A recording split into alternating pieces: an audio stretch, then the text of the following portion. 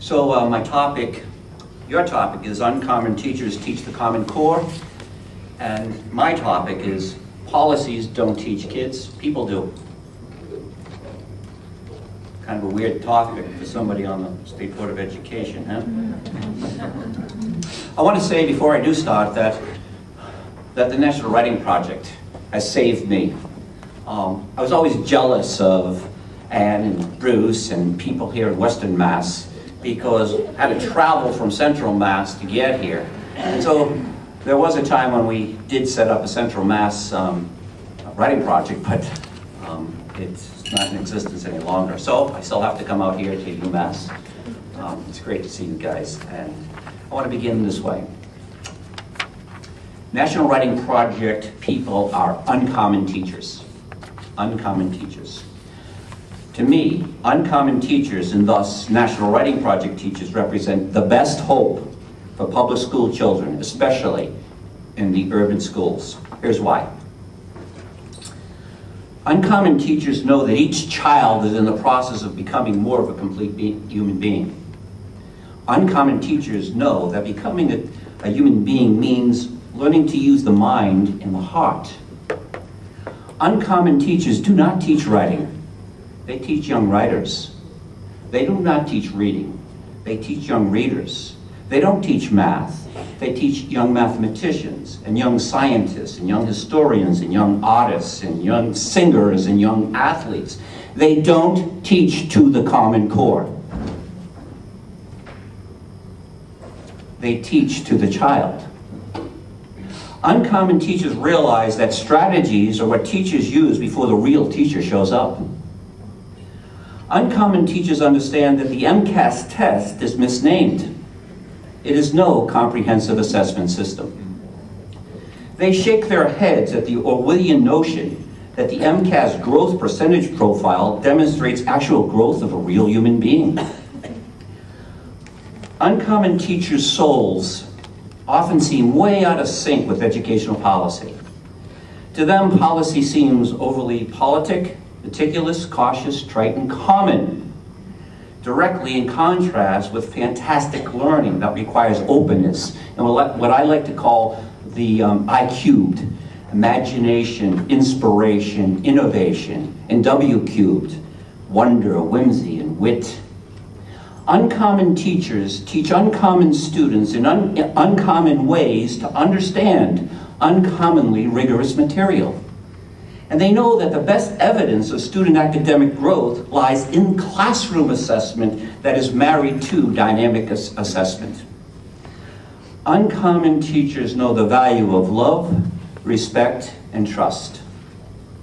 Uncommon teachers realize that sometimes they have to defy common policies to do right by their uncommon students. Hey, teach, what the hell are we going to do English in here? All we do is read and write. God damn it. His name was Boyer. 9th grade, and Boyer, he didn't connect an English class to reading, writing, and certainly not to thinking. If he were not used to doing reading and writing and thinking in English class, it's no stretch to assume he did no reading and writing and thinking in math or history or science either. School is boring, he claimed, adding to the truth of Alfred North Whitehead's claim that the central problem of all education is keeping knowledge alive and preventing it from becoming inert. Teaching to a test, to a program, to a curriculum is counter to keeping knowledge alive, an all too common experience in our schools. The policy, you see, for Boyer and his friends was we identified at-risk students in the middle school, and then we placed them in a program at the high school designed to help them improve scores on a literacy test. The program was funded and suggested by a major business in Worcester, corporate interest over educational expertise. And teachers merely had to follow a program. Students were tested every day using standardized SAT-like format. Students, what do? They passively submitted, or else, resulting in classes that, to me, were as still as painted ships upon painted oceans.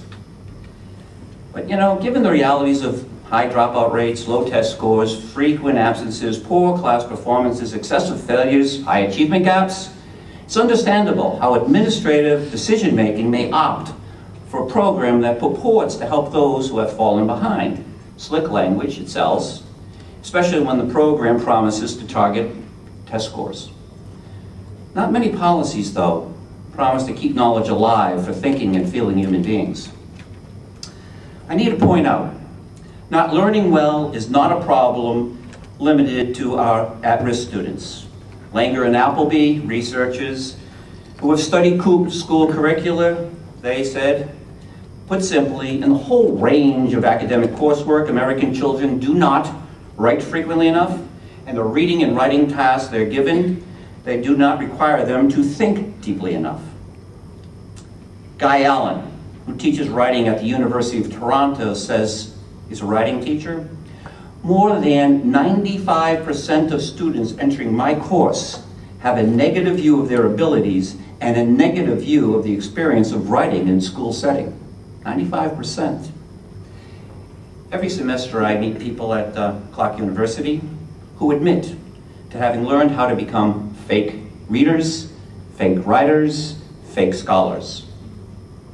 Meaning, they've learned how to follow the formula to get their grades, all the while never accepting themselves as real readers and real writers and real thinkers. They've learned to do school well, but they really haven't learned well. One of my master's students just wrote to me in a paper, the top of a paper. When I see the word paper, I get a knot in my stomach that makes me double over in pain. Facing a writing assignment for me before this year was like getting sucker punched in the stomach. So here's a kid who went through honors classes in high school, went right through college, and here she is working to become a teacher. Recent testimony at the State Board of Education by college presidents confirms that many high school students score really well on the MCAS test, but then they require remediation when they get to their colleges. Seems to me, red flag. So we're really not doing as well as we can with our best students either. But let me get back to Boyer. The policy that relegated Boyer and his classmates to a program that approached English was a bad policy. A common one, though. There were 5 classes, and I persuaded the principal to allow me to teach one of those 5. That's how I got Boyer and his class of 31. I teach the class my way. No worksheets, no program, no formulaic approach. Look, I'm a teacher. I know my subject, and I work my tail off to figure out how to share my passion for writing and for literature with youngsters. Together, we grow in our understanding of our world and that of our literary characters by learning to observe closely, analyze carefully, weigh evidence, predict counter-arguments, and work to clearly express our own thinking. In contrast to the corporate packaged approach to literacy, I told my kids I'd teach them the magic of language. Boyer groaned. Oh, man. Language is magical, to me anyways, when it helps us to celebrate what we were, what we are, and what we can become.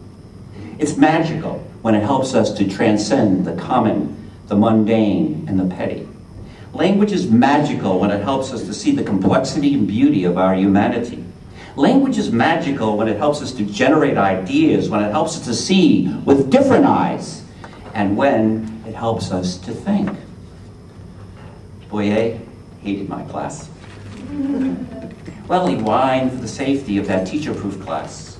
It took until mid-October to get him to write anything, and this is what he wrote. And this wasn't Mary Shelley's book. This was a big book adaptation.